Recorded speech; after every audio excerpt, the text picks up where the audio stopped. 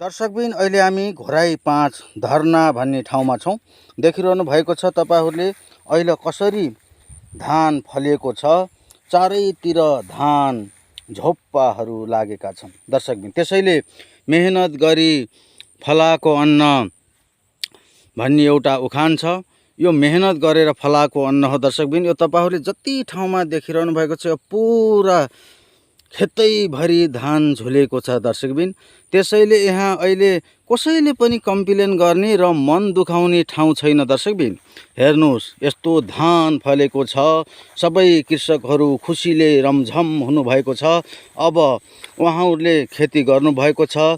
खेती नगर्नेले पनि कसैले अद्या दिनुभएको छ भने कसैले अरूको अद्या लाउनु भएको छ र कसैले स्वयं आफैले खेती गर्नुभएको छ। यो सबै पक्ष खुसी हुने बेला भएको छ दर्शकबिन। अहिलेको यो धानले सबैलाई खान पुग्नेछ अथवा खानै नपुग्नेलाई पनि आफ्नै गाउँघरमा अलि सस्तो दरमा किनेर भए पनि उहाँहरूले जीवन निर्वाह गर्न सक्नुहुनेछ दर्शकबिन। त्यसैले हामी सबै मिलेर खेती योग्य जमिनको संरक्षण गर्नुपर्छ। यसलाई बिक्री वितरण गरेर घरेरीको रूपमा परिवर्तन गर्न दिनुहुन्न दर्शकबिन। यो हामीलाई जीवन निर्वाह गर्ने मुख्य उसमा पर्छ। यो धान खेती पछाडि गहुँ,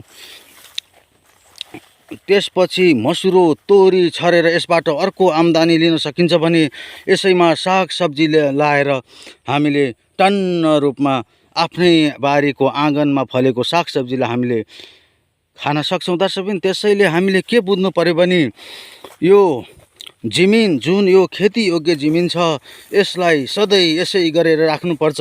किनकि हाम्रो बाजे बराजुको पालामा घरेरी निकाल्ने सिस्टम थिएन। उहाँहरूले बचाइदिएका खेतबारी हुन् दर्शकबिन।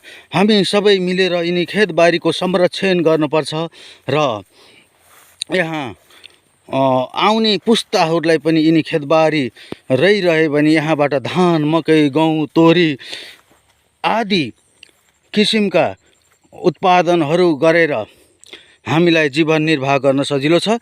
यति मिलेको ठाउँ, यति झुलेको धान, यस्ता खेती योग्य जमिनहरूलाई हामीले एउटा घरेरीको रूपमा बेच्यौँ भने पछि हामी सबै भोकै मर्ने सिस्टम हुनसक्छ दर्शकबिन। किनभने हामीले किनेर खाने हाम्रो हैसियत छैन, हामीसित धेरै आइसोरत छैनन्। यो तपाईँहरूले देखिरहनु भएको छ यस्तो धान झुलेको छ। त्यसकारण हामीले आफै फलाएर खाने हो। किन्नै पर्ने मात्रै सामान हामीले बाहिरबाट किन्ने हो भने सम्पूर्ण सामान हामीले उत्पादन गर्ने सामान हामीले आफ्नै बारीमा उत्पादन गर्नुपर्छ दर्शकबिन। त्यसैले हजुरहरूले यो भिडियोलाई जति सक्दो सेयर गरेर साथ दिनुहोला दर्शकबिन। यस्ता भरिपूर्ण खेती योग्य जमिनमा घरेली बनाउनु हुँदैन भन्न म चाहन्छु दर्शकबिन। हजुरले सेयर गरेर साथ दिनुहोला भन्दै अहिलेलाई बिदा हुन्छु। हस्त नमस्ते।